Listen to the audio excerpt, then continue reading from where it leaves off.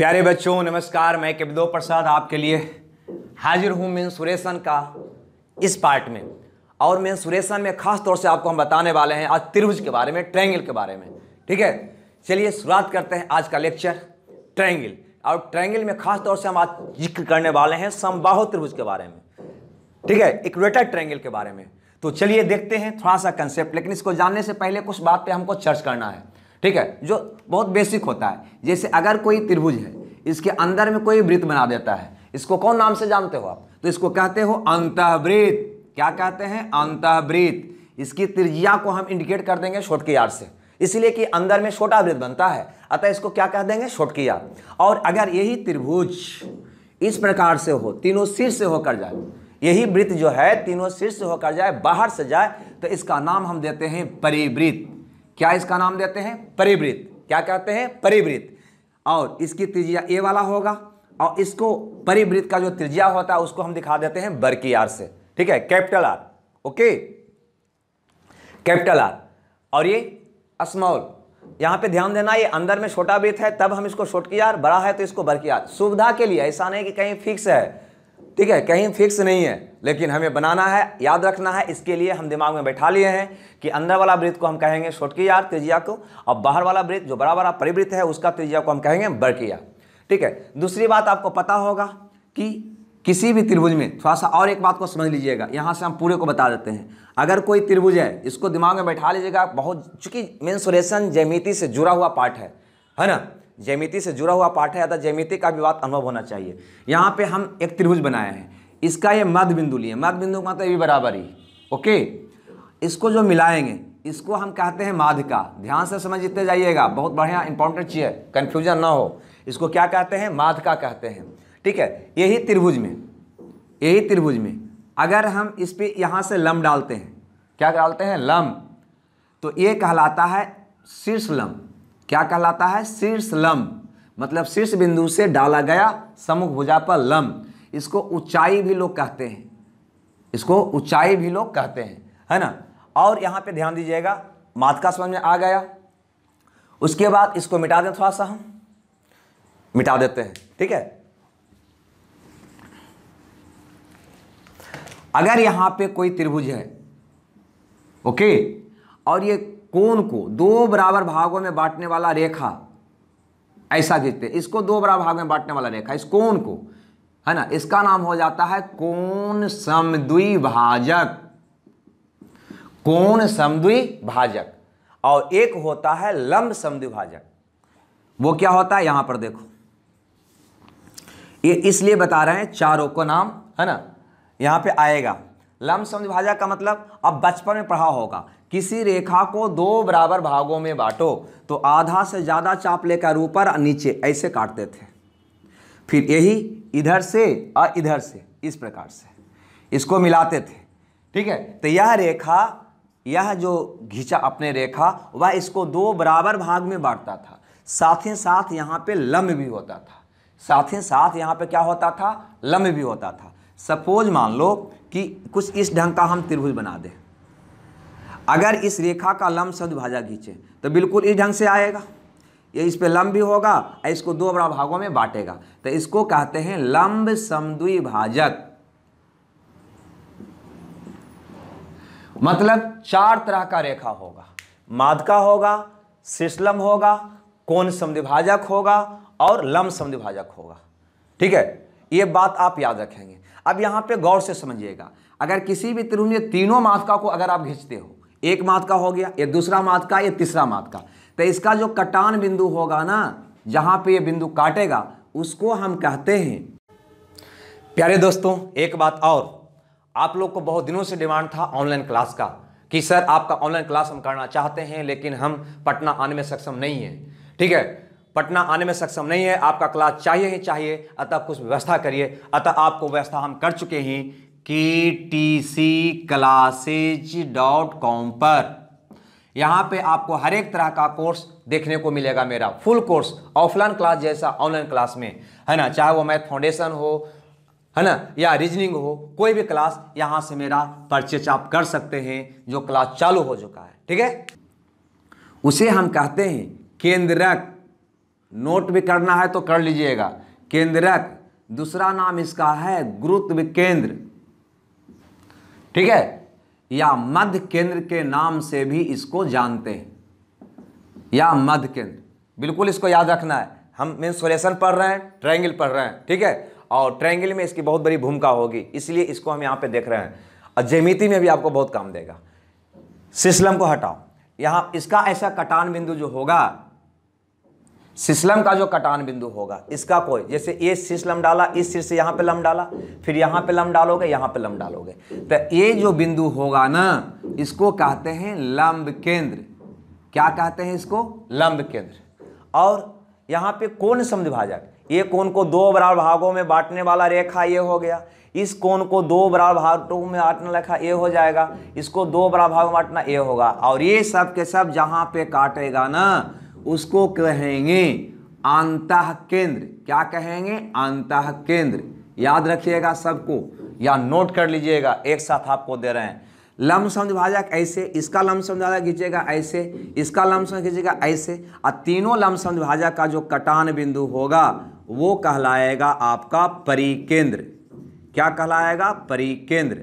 ठीक है, मतलब ये कि किसी भी त्रिभुज में चार रेखा, माध्यिका, सिस्लम, कोण समद्विभाजक और लंब समद्विभाजक, साथ ही साथ ये चारों रेखा से ही आपस में जो कटान बिंदु, जैसे किसी भी त्रिभुज में तीन गो माध्यिका होगा नहीं, तो ये तीनों माध्यिका का जो कटान बिंदु होगा, सिस्लम का जो कटान बिंदु होगा, तीनों कोण समद्विभाजक का जो कटान बिंदु होगा, तीनों लंब समद्विभाजक के जो कटान बिंदु होगा, वह एक ही बिंदु से होकर जाएगा। वह बिंदु कहलाएगा क्रमशः केंद्रक माध्यिका वाला, लंब केंद्र सिस्लम का कटान बिंदु, अंतः केंद्र कोण समद्विभाजक का कटान बिंदु, परिकेंद्र लंब समद्विभाजक का कटान बिंदु। मतलब ये कि ये अगर अंतः केंद्र है तो इसको केंद्र मान के, इसको त्रिज्या मान के आप वृत्त खींचोगे तो ये वृत्त जाएगा तीनों भुजा को टच करते हुए, जिसको हम कहते हैं अंतःवृत्त। क्या कहते हैं? अंतःवृत्त। बात को समझिएगा, ठीक है, क्योंकि हम यहाँ पे समबाहु त्रिभुज पे आने वाले हैं। मेरा फोकस है समबाहु त्रिभुज पे, लेकिन उससे आने से पहले इसकी नॉलेज आपको होनी चाहिए। यहाँ पे देखो परिकेंद्र, इसका मतलब कि इसको केंद्र, इसको अगर त्रिज्या मानकर आप वृत्त खींचोगे तो यह वृत्त जो है तीनों शीर्ष से होकर जाएगा, तीनों शीर्ष से होकर जाएगा, और इसको तुम कहोगे परिवृत्त। क्या कहोगे इसको? परिवृत्त। तो ये हो गया अंदर तीनों भुजा को टच करते हुए गया अंतःवृत्त, और ये हो गया तीनों शीर्ष को टच करते हुए बाहर से जो वृत्त गया वो कहलाया परिवृत्त, जिसकी त्रिज्या हुआ कैपिटल आर, यहां पे इसकी त्रिज्या हो गया स्मॉल आर। ओके, अब सबसे इंपॉर्टेंट बात याद रखिएगा कि अगर आपसे समबाहु त्रिभुज की बात करें, किसकी बात करें? इक्वेटर ट्रायंगल की बात करें, तो याद रखिएगा ये चार तरह का जो आपने रेखा देखा, ये लाइन जी है ना, माध्यिका, सिस्लम, कोण समद्विभाजक, लंब समद्विभाजक, यह समबाहु त्रिभुज में एक ही होता है, एक ही होता है।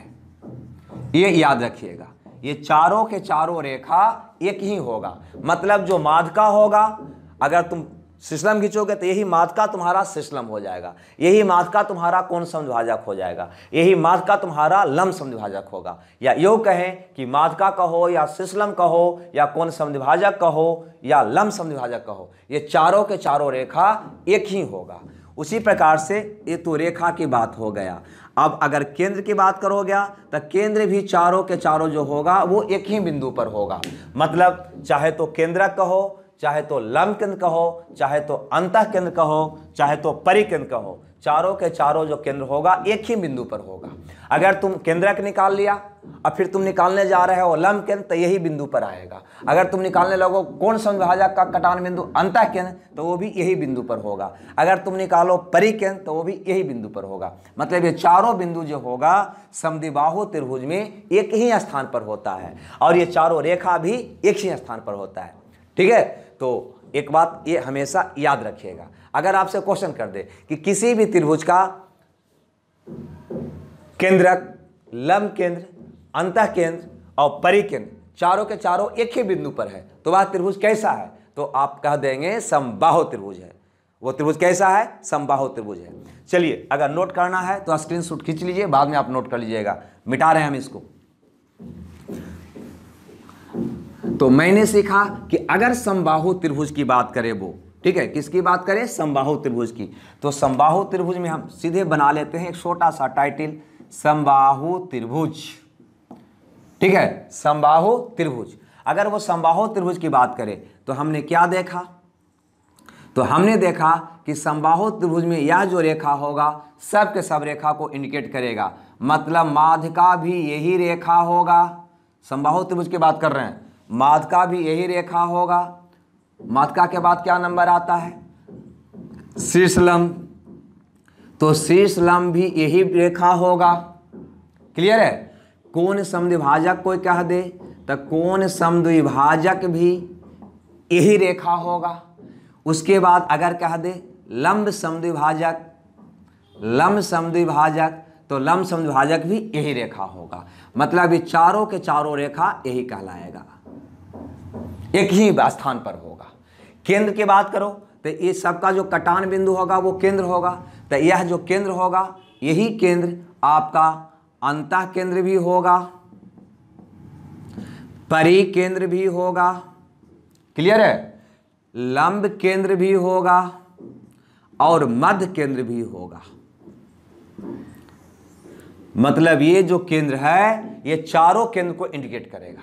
मतलब तुम निकाले हो मध्य केंद्र, मतलब जिसको केंद्रक कहते हो, ज्यादा प्रचलित है केंद्रक, इसको जी से हम लोग निरूपित करते हैं, है ना।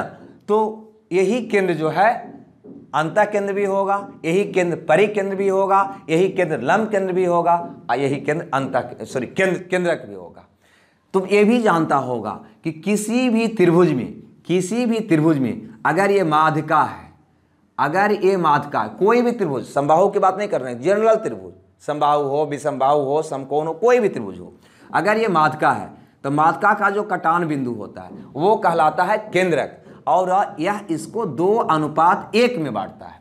किसी भी त्रिभुज का केंद्रक जो है माध्यिका को 2:1 में बांटता है। यहां पे गौर करो, अगर इसको तुम केंद्रक पढ़ते हो इसका मतलब ये माध्यिका होगा, ये माध्यिका को ये क्या करेगा? 2:1 में बांटेगा। यहां तक कोई दिक्कत? हम समबाहु की बात कर रहे हैं, समबाहु त्रिभुज की बात कर रहे हैं। अब अगर ये बात हम समबाहु त्रिभुज में आए तो इसको क्या करेगा? 2:1 में बांटेगा। नहीं, इसका मतलब यह हुआ कि इसका माध्यिका 3, माध्यिका 3, तो ये 2 होगा, ये क्या होगा? 1 होगा। यही इसका ऊंचाई है, यही इसका शीर्ष लंब है, जिसको तुम क्या कहते हो? ऊंचाई। इसका मतलब इसका ऊंचाई हम पूछें कि ऊंचाई बताओ, इस त्रिभुज को देखकर इसका ऊंचाई बताओ। हम समबाहु है, ये समबाहु जिसकी तीनों भुजा क्या है? बराबर है। तो क्या कहोगे? अनुपातिक 3। कहोगे इसका माध्यिका बताओ, तब भी कहोगे अनुपातिक 3। कहेंगे इसका लंब समद्विभाजक बताओ, तो कहोगे अनुपातिक 3। क्लियर है? और ये भी आपको पता है, ठीक है, कि अगर ये आपका समबाहु त्रिभुज है, ये आपका केंद्र हो गया, सब के सब केंद्र, तो इसको केंद्र मान के इसको त्रिज्या मान के अब वृत्त खींचोगे तो अंदर से जाएगा, ये आपका छोटकी आर कहलाएगा, अंतःवृत्त का त्रिज्या। तो यहां पर तुलना करके बताओ, ये आर कहां पे है? यहां पे है, तो ये आर क्या हुआ है आपका? अंतःवृत्त का त्रिज्या। एक अगर आपसे पूछे कि अंतःवृत्त का त्रिज्या क्या होगा तो क्या कहोगे? अनुपातिक 1। और अगर इसको त्रिज्या मान के तुम वृत्त खींचता है ऊपर वाला का, इसको केंद्र, तो ये वृत्त ऐसे जाएगा। क्लियर? तो ये परिवृत्त का त्रिज्या कौन हो जाएगा? ऊपर वाला। मतलब ये जो अनुपातिक 2 है वो क्या होगा? आपका परिवृत्त का त्रिज्या होगा। ठीक है? तो हम समबाहु त्रिभुज में अंतःवृत्त का त्रिज्या 1, परिवृत्त का त्रिज्या 2। अगर ये 1 ये 2 है तो ये निकालोगे तो ये आ जाएगा अनुपातिक 2√3। मतलब इसकी भुजा हो जाएगा 2√3, जो बहुत ही इंपॉर्टेंट सा ये तीनों रिलेशन है।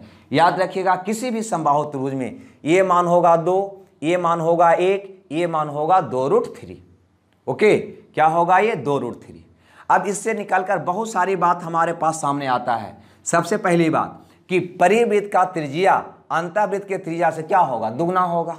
मतलब कहोगे R अनुपात R, तो कहोगे 1:2। दूसरा चीज है ना, अगर ये अंदर वाला वृत्त और बाहर वाला वृत्त का त्रिज्या का रेशियो अगर 1:2 है तो इसका एरिया का अनुपात क्या होगा? तो हम इसको लिख देते हैं अंतःवृत्त का क्षेत्रफल अनुपात परिवृत्त का क्षेत्रफल, परिवृत्त का क्षेत्रफल। तो क्या कहोगे, अगर इसकी त्रिज्या का अनुपात 1:2 है तो एरिया का अनुपात इसके वर्ग के अनुपात में होगा, वर्ग के अनुपात में होगा। मतलब 1 का वर्ग 1 और 2 का वर्ग 4, 1:4 में होगा। तो इसी से आप इसको याद नहीं रखना है, यहाँ आप देखो ये पता चल जाएगा, है ना। अंतर्वृत्त का त्रिज्या 1, तब परिवृत्त का त्रिज्या क्या हो जाएगा 2, तो इसका क्या होगा ये दुगना, तो त्रिज्या का अनुपात होगा 1:2, तो एरिया का अनुपात 1 का वर्ग 1, 2 का वर्ग 4, 1:4 होगा। नहीं, अब इसकी ऊंचाई 3, भुजा 2√3। क्लियर है। अगर ये बात याद है तो इससे क्वेश्चन कैसे बनता है इसको देखते हैं थोड़ा सा। देखिए आपका पहला क्वेश्चन यहां पे करेगा कि यदि समबाहु त्रिभुज में उसकी भुजा है या उसकी ऊंचाई दे दे, ऊंचाई है 6 सेंटीमीटर, तो एक समबाहु त्रिभुज का ऊंचाई है 6 सेंटीमीटर। तो पहला क्वेश्चन, अंतःवृत्त का त्रिज्या क्या होगा, अंतःवृत्त की त्रिज्या बताओ। ठीक है। दूसरा, परिवृत्त की त्रिज्या बताओ। तीसरा क्वेश्चन, इसकी भुजा भी बताओ। चौथा क्वेश्चन, इसका परिमाप बताओ। पांचवा क्वेश्चन, इसकी माध्यिका बताओ। छठा क्वेश्चन, कोण समद्विभाजक की लंबाई बताओ, कोण समद्विभाजक की लंबाई बताओ। कुछ भी आपसे सवाल करे, ऐसा आपसे सवाल बहुत सा कर सकता है, सबका उत्तर सेकंडों में आप दे लेंगे। ठीक है। चलिए यहां पे हम देते हैं इसका उत्तर। कहता है इसकी ऊंचाई 6 सेंटीमीटर। ठीक है, आप लोग दीजिएगा। ऊंचाई का मतलब क्या दिया, ये मिटा दें इसको, हम इसको मिटा देते हैं। ठीक है। चलिए यहां पे बोला है कि ऊंचाई कितना है 6 सेंटीमीटर। यहां से देखो ऊंचाई कितना है, 2 और 1 3 है, तो तुम कहोगे ये 3 का वैल्यू है 6 सेंटीमीटर, तो 1 का वैल्यू कितना हो गया 2 सेंटीमीटर। आपसे पूछा कि अंतःवृत्त का त्रिज्या क्या है, तो अंतःवृत्त का त्रिज्या ये हो गया छोटकी यार 1, तो 1 का वैल्यू 2 सेंटीमीटर, कितना हो जाएगा ये 2 सेंटीमीटर। आपसे पूछा परिवृत्त का त्रिज्या क्या है, ऐसे भी जानता है परिवृत्त का त्रिज्या अंतःवृत्त का डबल होता है, ये 2 होगा तो क्या होगा ये 4 होगा। यहां से देखो 1 का वैल्यू 2 तुमने निकाला है, परिवृत्त का त्रिज्या कितना होता है 2, तो 2 का वैल्यू 2 दूनी 4 हो जाएगा। उसके बाद पूछा हमसे भुजा, क्या पूछा है भुजा, तो भुजा क्या होता है 2√3, तो 1 का वैल्यू 2, तो 2√3 का वैल्यू 2 दूनी 4√3, क्या होगा ये 4√3। हमसे पूछा इसका परिमाप भी बताओ, परिमाप, तो परिमाप तीनों भुजा का योग होता है, ये है 2√3, ये भी है 2√3, ये भी है 2√3, तब परिमाप हो गया 2 2 2 2 तिया 6√3, 6√3। यहाँ पे गौर करो 1√3 का मान अनुपाती 1 का मान 2, तो 6√3 का मान हो जाएगा 6 दूनी 12√3, तो इसका परिमाप हो जाएगा 12√3। ऐसे 4 तिया 12 यहाँ से भी कर सकता था। माध्यिका हमसे पूछा गया है, तो हमको पता है कि यही रेखा सब होता है, माध्यिका भी होता है, कोण समद्विभाजक भी होता है, लंब समद्विभाजक भी होता है, शीर्षलंब भी होता है, ऊंचाई भी होता है। तो अतः हमसे पूछा गया है माध्यिका की लंबाई, तो माध्यिका वही होगा जो इसका ऊंचाई है, मतलब 6 सेंटीमीटर। कोण समद्विभाजक भी वही होगा जो इसका ऊंचाई है 6 सेंटीमीटर। मतलब इस ढंग से इस पर बहुत सारा क्वेश्चन किया जाता है, जिसको हम आपके बीच एक्सप्लेन करने वाले हैं, एक एक क्वेश्चन लाने वाले हैं। ठीक है। और उसका उत्तर पहले हम आपसे पूछेंगे, उसके बाद हम एक्सप्लेन करेंगे।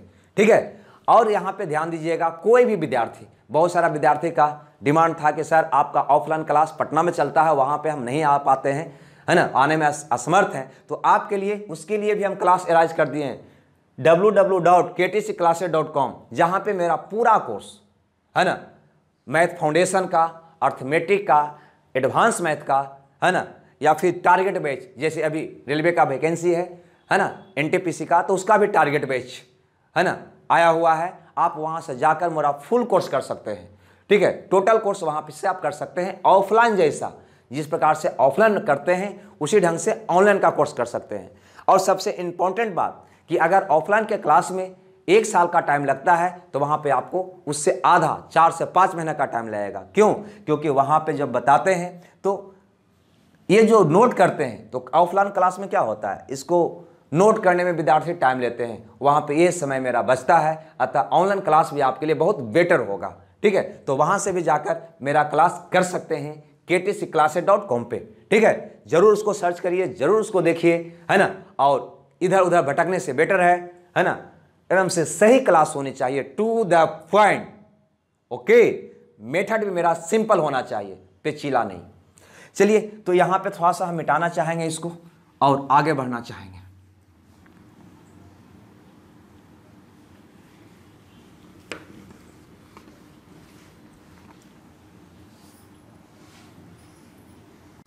चलिए, इसके अलावे, है ना, ये तो मेरा पहला बात हुआ, ठीक है, समबाहु त्रिभुज से।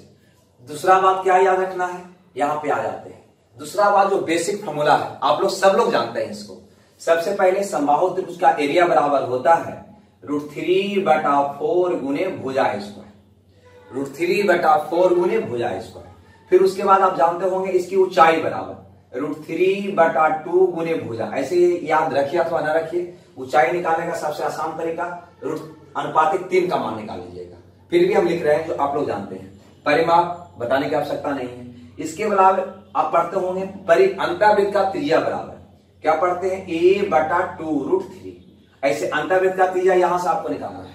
परिवृत्त का त्रिज्या r बराबर a/√3, ये चीज आप जानते होंगे, है ना। लेकिन तीसरा बात की जो हम बात करने वाले हैं उसको जरूर आप याद रखिएगा, उससे क्वेश्चन आता है, ठीक है। वो क्या आता है कि अगर किसी भी समबाहु त्रिभुज में, किसी भी समबाहु त्रिभुज में के अंदर में कोई बिंदु दिया हुआ है, कोई बिंदु दिया हुआ है, और ये बिंदु से तीनों भुजा पर लंब डाला जाता है। इस पे लंब डाला गया, इसको कह दिए H1, इस पे लंब डाला गया, इसको कह दिए H2, इस पे लंब डाला गया, इसको कह दिए H3।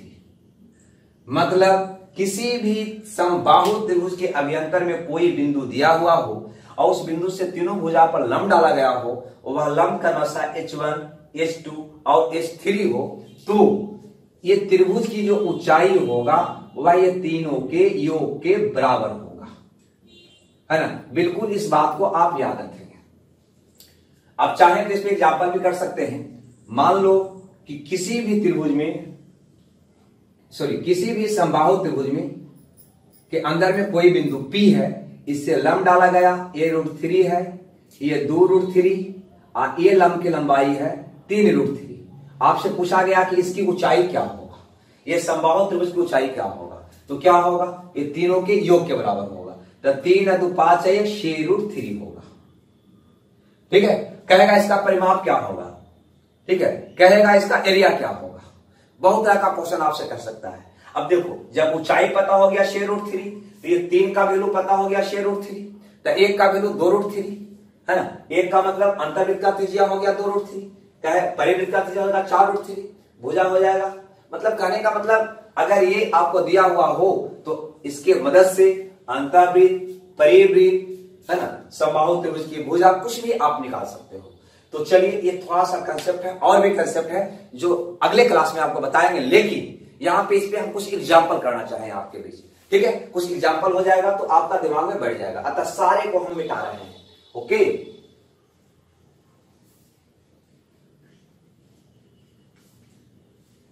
चलिए, तो डिस्प्ले कर रहे हैं आपके स्क्रीन पर पहला क्वेश्चन।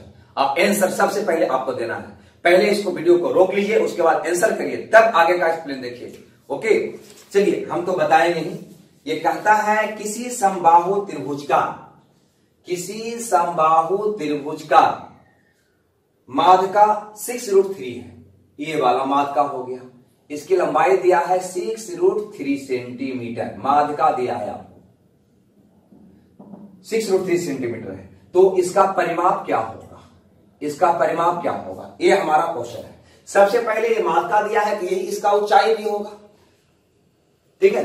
और ये इसका अगर केंद्र है तो ये होगा अनुपातिक 2, ये होगा अनुपातिक 1, है ना। और यही माध्यका भी होगा, यही इसका ऊंचाई भी होगा। ये बात हम पिछले अभी हम पढ़े हैं कुछ देर पहले। तो यहां पे माध्यका 6√3 मतलब 2, 3 का वैल्यू है दिया हुआ 6√3। आपसे पूछा परिमाप, इसका मतलब इसकी भुजा भी चाहिए हमको, तो इसका भुजा ये होता है, ये 2, 1, अब भुजा होता है 2√3। हमसे पूछा परिमाप, परिमाप का मतलब तीनों भुजा का योग, तो ये 2√3, ये भी 2√3, ये भी 2√3, तो 2 2 2 मतलब 6√3 का हमें मान निकालना है। निकाल लीजिए, क्या होगा 6/√3/3 गुने 6√3, कट जाएगा 2 बार में, तो हो जाएगा 3 दूनी 36 सेंटीमीटर। आपका प्रश्न का उत्तर होगा। देखा जाए ऑप्शन सी में है, अतः सी आपका सही उत्तर होगा। ठीक है, बस एक सिंपल सा कंसेप्ट ये वाला आप याद रखिएगा, लगभग क्वेश्चन आपका समबाहु का बन जाएगा। ठीक है, आगे देखते हैं दूसरा क्वेश्चन स्क्रीन पे है, बनाने का प्रयास करिए। क्वेश्चन नंबर 2 कहता है किसी समबाहु त्रिभुज का, चलिए ये रहा आपका समबाहु त्रिभुज, आंतरिक त्रिज्या मतलब अंतःवृत्त का त्रिज्या √3 सेंटीमीटर है। गौर करो, ये हो गया आपका 2, ये हो गया आपका 1, तो यहां पे कहता है आंतरिक त्रिज्या मतलब आर, अंतःवृत्त का त्रिज्या कितना दिया है √3 सेंटीमीटर, √3 सेंटीमीटर है। तो त्रिभुज का परिमाप क्या होगा, त्रिभुज का परिमाप क्या होगा, ये हमारा क्वेश्चन है। तो क्या कहोगे तुम, आंतरिक त्रिज्या का मतलब इसकी बात कर रहा है, तो तुम कहोगे 1 का वैल्यू √3 सेंटीमीटर है ना। ये वाला आपको पता है ना कितना होता है 2√3, परिमाप पूछा है मतलब तीनों का योग, तो 2 2 2 6√3 का मान आपको बताना है। तो 1 का वैल्यू √3, तो 6√3 का वैल्यू क्या होगा, तो ऐसे भी कर सकते हैं √3/1 गुने 6√3 मतलब 18 सेंटीमीटर। ऑप्शन देख लीजिए 18 सेंटीमीटर ए में है, अतः ए आपका सही उत्तर होगा। ठीक है, बस सिंपल सा क्वेश्चन है नहीं। चलिए देखते हैं क्वेश्चन नंबर 3 नंबर के क्वेश्चन की बात करते हैं। कहता है किसी समबाहु त्रिभुज की ऊंचाई, चलिए ये समबाहु त्रिभुज है, इसकी ऊंचाई दिया हुआ है 4√3 सेंटीमीटर, 4√3 सेंटीमीटर। तो कहता है कि परिवृत्त और अंतःवृत्त के क्षेत्रफल का अनुपात क्या होगा, परिवृत्त और अंतःवृत्त की क्षेत्रफल का अनुपात क्या होगा, क्षेत्रफल का अनुपात क्या होगा, ये हमारा क्वेश्चन है। यहां पे सिंपल सी फंडा है, यहां कोई नया चीज नहीं है, इससे हमको कोई मतलब ही नहीं रह जाता है ना। अगर ये परिवृत्त और अंतःवृत्त का एरिया का अनुपात पूछा है, गौर से यहां देखिए, ये आपका रेखा जो होगा मात्रा भी होगा, ऊंचाई भी होगा, लंब भी होगा, लंबसम भाजक भी होगा, यह बिंदु सारा का सारा केंद्र भी होगा, और ये केंद्र जो है इसको 2:1 में बांटता है। ये जो होता है अंतःवृत्त का त्रिज्या, ये होता है आपका परिवृत्त का त्रिज्या, मतलब दोनों त्रिज्या का जो अनुपात होगा अंतःवृत्त परिवृत्त और अंतःवृत्त का, वो होगा 2:1। यहाँ पे पूछा है परिवृत्त और अंतःवृत्त का एरिया का अनुपात क्या होगा, तो एरिया का अनुपात तो बता सकता है। तो अगर इसकी त्रिज्या का अनुपात 2:1 है, तो इसका एरिया का क्षेत्रफल का अनुपात इसके वर्ग के अनुपात में होगा, तो 2 का वर्ग 4, 1 का वर्ग 1, मतलब 4:1 में होगा। आप इसको याद भी रख सकते हैं, नहीं त्रिज्या दुगना एरिया होगा इसका वर्ग के अनुपात में, तो 2 का वर्ग 4, 1 का वर्ग 1, 4:1 में होगा। 4:1 का मतलब हो जाएगा ऑप्शन बी आपका सही है। नहीं, अगला क्वेश्चन बिल्कुल यही क्वेश्चन है, नहीं अलग है। कहता है समबाहु त्रिभुज और परिवृत्त का क्षेत्रफल का अनुपात ज्ञात करें। चलिए अगला क्वेश्चन, फास्ट है क्या, नहीं, ये 4 नंबर का क्वेश्चन कहता है, ध्यान से देखिएगा कि एक समबाहु त्रिभुज है ना। आपसे पूछता है समबाहु त्रिभुज और परिवृत्त का क्षेत्रफल का अनुपात क्या होगा, मतलब ये समबाहु त्रिभुज और परिवृत्त के क्षेत्रफल का अनुपात क्या होगा, क्षेत्रफल का अनुपात क्या होगा। गौर करिए, यहां पे ध्यान दीजिए, ये हो गया 2, ये हो गया 1, ये हो गया 2√3, मतलब अगर इसकी भुजा a है, इसकी भुजा a है, तो कहोगे 2√3 का मान है a, तो 1 का मान हो जाएगा a/2√3 और 2 का मान हो जाएगा, इसका डबल करोगे तो a/√3, मतलब ये आपका हो जाएगा अंतःवृत्त का त्रिज्या, ये होगा परिवृत्त का त्रिज्या। याद करो यहाँ पे ही अभी फॉर्मूला बताया थे आपको, अंतःवृत्त का त्रिज्या बराबर a बटा 2√3, परिवृत्त का त्रिज्या बराबर a बटा √3 बताया था ना वहां पे, है ना। तो वो डायरेक्ट भी याद रख सकते हैं या यहां से आप निकाल सकते हैं, ठीक है, क्योंकि ये इसकी भुजा का रेशियो है। अब भुजा अगर आप a सेंटीमीटर मानते हो तो 2√3 का मान a, तो 1 का मान हो जाएगा a बटा √3। 1 का मतलब क्या निकल गया, ये अंतःवृत्त का त्रिज्या।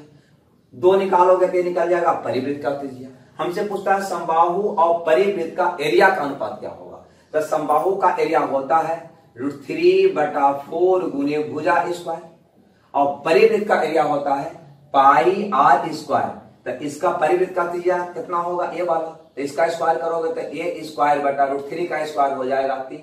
a स्क्वायर से a स्क्वायर आपका कट जाएगा, ठीक है। अब यहाँ पे अगर इसको अवहल करोगे फिर से गुना कर दो तो 3√3 अनुपात 4 पाई, यही हमारा प्रश्न का उत्तर होगा, 3√3 अनुपात 4 पाई, जो ऑप्शन सी में है। अतः सी आपका सही उत्तर होगा, ठीक है। चलिए देखते हैं नेक्स्ट क्वेश्चन, आगे वाला क्वेश्चन नंबर 5। नोट करना है रोक कर नोट कर लीजिएगा, ठीक है। और ध्यान रहे आपके लिए हम ऑनलाइन क्लास भी ला दिए हैं, ठीक है। ऑफलाइन क्लास पटना में जो करने में सक्षम नहीं है, जिनका जो डिमांड रहा, उनके लिए ऑनलाइन क्लास का व्यवस्था हम ktcclasses.com पे हम कर चुके हैं, जहां पे math foundation, arithmetic, advance math या कोई भी एग्जाम का टारगेट बैच, जैसे अभी एनटीपीसी का है तो एनटीपीसी का टारगेट बैच वहां पे चल रही है, जाकर उसे आप ले सकते हैं। बिल्कुल ऑफलाइन जैसा क्लास का इंटरनेट वहां पे देखना को मिलेगा आपको, ओके। चलिए बात करते हैं क्वेश्चन नंबर 5 में। कहता है समबाहु त्रिभुज के परिवृत्त और अंतःवृत्त का क्षेत्रफल का अनुपात क्या है। यह अब हमको बताने की आवश्यकता नहीं है। परिवृत्त और अंतःवृत्त का त्रिज्या का अनुपात होता है 2:1। हमसे पूछता है इसका एरिया का अनुपात क्या होगा, तो इसका एरिया का अनुपात होगा 2 का वर्ग 4 1 का वर्ग 1, मतलब 4:1। पहले भी क्वेश्चन आ चुका था जिसमें भुजा का माप दिया हुआ था। चलिए क्वेश्चन नंबर 6 की बात करते हैं, ठीक है। 6 नंबर का क्वेश्चन कहता है किसी समबाहु त्रिभुज के परिवृत्त की त्रिज्या 8 सेंटीमीटर है, तो अंतःवृत्त का त्रिज्या क्या होगा, तो आप कहोगे 4 सेंटीमीटर होगा। कैसे, आगे देखो 4 सेंटीमीटर कैसे होगा, क्योंकि हम सारी बात को एक्सप्लेन कर रहे हैं ताकि आपको दिमाग में बिल्कुल ऐसा बैठ जाए कि दिमाग से निकले नहीं। ये आपका हो गया समबाहु त्रिभुज, ये रेखा हो गया, ये केंद्र हो गया, ये हो गया अनुपातिक 2, ये हो गया अनुपातिक 1। ये है परिवृत्त का त्रिज्या, ये है अंतःवृत्त का त्रिज्या। यहाँ पे कहता है कि परिवृत्त का त्रिज्या 8 सेंटीमीटर है। यहाँ पे गौर करो, इसका मान दिया है 8 सेंटीमीटर। आपसे पूछा है अंतःवृत्त का त्रिज्या क्या होगा। आपको पहले से पता है ना कि परिवृत्त का त्रिज्या अंतःवृत्त का त्रिज्या का डबल होता है, या यूं कहें कि अंतःवृत्त का त्रिज्या परिवृत्त का क्या होगा, आधा होगा। मतलब 8 है तो क्या होगा, ये 4 सेंटीमीटर होगा। देखो ना, आधा है ना, ऐसे भी कर सकते हो। 2 का वैल्यू 8 तो 1 का वैल्यू 4 सेंटीमीटर, ठीक है। ये सब हम लिखकर क्यों बता रहे हैं, ताकि इतना बार आपको प्रैक्टिस हो जाए कि आप भूले ही नहीं। मेरा यही सिद्धांत रहता है, क्वेश्चन को ऐसा कराओ, है ना, क्योंकि विद्यार्थी तो स्वतः पढ़ना नहीं चाहता, मेहनत करना कौन चाहता है, नहीं मेहनत करना नहीं, क्योंकि उसे वजह मालूम नहीं ना है। क्योंकि पढ़ने का लिए वजह चाहिए। वजह मतलब समझते हैं। जैसे देखिए, ऐसा कभी सुने कोई भी व्यक्ति को या अपने आप को बचपन से ही सुनते आए होंगे, पढ़ो पढ़ो, हाँ कुछ करना, पढ़ा, मतलब हमेशा, चाहे मम्मी हो या पापा हो या कोई गार्जियन हो या टीचर हो, है ना, या कोई सीनियर हो, सिर्फ और सिर्फ हमें पढ़ने के लिए बात करते हैं, फिर भी मन नहीं लगता है। कभी ये कहते सुने हैं आप, पढ़ता कुछ है, फेसबुक देखो, व्हाट्सएप देखो, फिल्म देखो, ऐसा कभी सुने नहीं। क्यों? क्योंकि वहां पे हमें स्वतः इंटरेस्ट है, वहां पे हमें वजह है कि हमें ये देखेंगे तो हमें मजा आएगा। लेकिन यहाँ पे हमें इंटरेस्ट नहीं है, यहाँ पे कोई वजह नहीं है। पढ़ने के लिए सबसे पहले अपने अंदर एक बहुत बड़ा वजह बनाइए, ठीक है। पढ़ने का वजह होनी चाहिए, ठीक है। और अगर कुछ दिक्कत हो तो थोड़ा सा गौर से, शांति से पर डे एक सपना देखिए। सपना क्या देखना है, सपना क्या देखना है, तो बस पर डे सुबह में आराम से बैठ जाइए, ठीक है। सोचिए, मनन कीजिए, मेरा ज्वाइनिंग आ गया है ना, एसएससी का ज्वाइनिंग आ चुका है। यह खबर हम अपने मम्मी पापा को सुना रहे हैं फोन से। कैसा वो फील कर रहे होंगे, किस ढंग का फीलिंग उनमें आया होगा, ये भी सोचो, यह खबर अपने दोस्तों को भी बता रहे हैं, क्या सोच रहा होगा, कैसा लगेगा, और आपके अंदर किस ढंग का खुशी होगा। और थोड़ा सा साइड में यह भी सोच लीजिए कि मेरा दोस्त का हो गया लेकिन मेरा रिजल्ट नहीं हुआ, है ना, ये भी थोड़ा सा सोच लीजिए, ठीक है। ऑटोमेटिक आपके अंदर एनर्जी बना रहेगा, ठीक है। तो चलिए आगे चलते हैं नेक्स्ट क्वेश्चन में, क्वेश्चन नंबर 7 में। 7 नंबर का क्वेश्चन कहता है कि किसी समबाहु त्रिभुज का शीर्षलम, किसी समबाहु त्रिभुज का शीर्षलम, शीर्षलम का मतलब यह हुआ कि ये वाला, क्या दिक्कत है, समबाहु त्रिभुज में शीर्षलम हो या माध्यिका हो या ऊंचाई हो या कोई भी रेखा हो, सब तो एक ही होता है। शीर्षलम ये होगा 2, ये होगा 1, ये होगा 2√3। अपने आप अब आपको ये याद आ जाएगा, दिमाग में बनाने का सपने फिगर बन जाएगा। तो कहता है शीर्षलम 12√3 है, शीर्षलम की लंबाई यहां पे दिया है 12√3 सेंटीमीटर। तो इसका एरिया क्या होगा, हमसे इसका एरिया पूछा है। आपको पता है ना कि एरिया निकालने के लिए हमें चाहिए √3/4 गुने भुजा स्क्वायर। भुजा चाहिए, भुजा कैसे निकालोगे, तो यहां से निकालोगे, है ना, मौखिक आप निकाल सकते हो, ये इसका 6 गुना है, सॉरी यहां से ना, कि 3 का वैल्यू है शीर्षलम, मतलब ये पूरा ऊंचाई दिया हुआ है 12√3, तो 3 का वैल्यू हो गया 12√3। भुजा चाहिए आपको, तो 2√3 का मान निकाल लो, तो क्या हो जाएगा 12√3/3 गुने 2√3, ठीक है। अब इसको काट देंगे आप, काटना क्या है, ऐसे काट दो ना इसको, तो 12 दूनी 24 सेंटीमीटर, कितना आ गया 24 सेंटीमीटर। आपका ये भुजा आ गया 24 सेंटीमीटर, एरिया निकाल दो, तो हो जाएगा √3/4 गुने भुजा स्क्वायर, मतलब 12 का स्क्वायर, 4 दिया 12, 12 दिया 36√3 वर्ग सेंटीमीटर, आंसर। ओके, 36√3 वर्ग सेंटीमीटर आपका आंसर हुआ, जो आपका ऑप्शन ए में है, अतः ए आपका करेक्ट उत्तर हुआ। बात आई समझ में, नहीं आया, चलिए तो बढ़ते हैं अगले क्वेश्चन की ओर, ठीक है। नॉन स्टॉप क्लास है ये, ठीक है, बिल्कुल लगातार चलते रहेगा। आगे देखते हैं नेक्स्ट क्वेश्चन को, ठीक है। ये नेक्स्ट क्वेश्चन क्या कहता है, तो ये कहता है कि किसी समबाहु त्रिभुज की माध्यिका 6√3 सेंटीमीटर है। बिल्कुल फिगर बनाओ, है ना, ये माध्यिका हो गया, ये हो गया 2, ये हो गया 1। आपको दिया है कि माध्यिका जो है 6√3 सेंटीमीटर है, 6√3 सेंटीमीटर है, तो इसका एरिया क्या होगा, इसका एरिया क्या होगा, को पता है, अभी बताए थे, √3/4 गुने भुजा स्क्वायर, है ना। पहले भुजा निकालना होगा, कैसे, तो कहोगे माध्यिका मतलब 3 का वैल्यू 6√3, क्योंकि माध्यिका हो या शीर्षलम हो, कोई भी हो, सब एक ही होता है समबाहु में। तो 1 का वैल्यू हो जाएगा 2√3, 1 का वैल्यू 2√3, भुजा चाहिए मतलब 2√3 चाहिए, तो 2√3 अगर निकालोगे तो हो जाएगा 4 दिया 12 सेंटीमीटर, अतः इसका एरिया हो जाएगा √3/4 गुने 12 गुने 12, 4 दिया 12, 12 दिया 36√3 सेंटीमीटर स्क्वायर, ठीक है, जो बिल्कुल पहले जैसा ही था। कौन होगा आंसर, डी होगा। ओके, तो चलिए ये क्वेश्चन तो पहले भी हम लोग अभी जस्ट बनाए, दोबारा बना लिए, आगे देखते हैं। अंतर यह था कि पहला में शीर्षलम था, इसमें माध्यिका दिया हुआ था, ठीक है। कहता है यहाँ पे क्वेश्चन 9 नंबर का, 9 नंबर का क्वेश्चन कहता है कि समबाहु त्रिभुज का अनुपात है, 2 समबाहु त्रिभुज का अनुपात मतलब एरिया का अनुपात, क्षेत्रफल का अनुपात।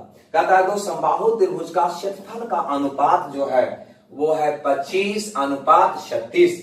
तो इसके शीर्षलम का अनुपात, शीर्षलम का मतलब ऊंचाई का अनुपात क्या होगा।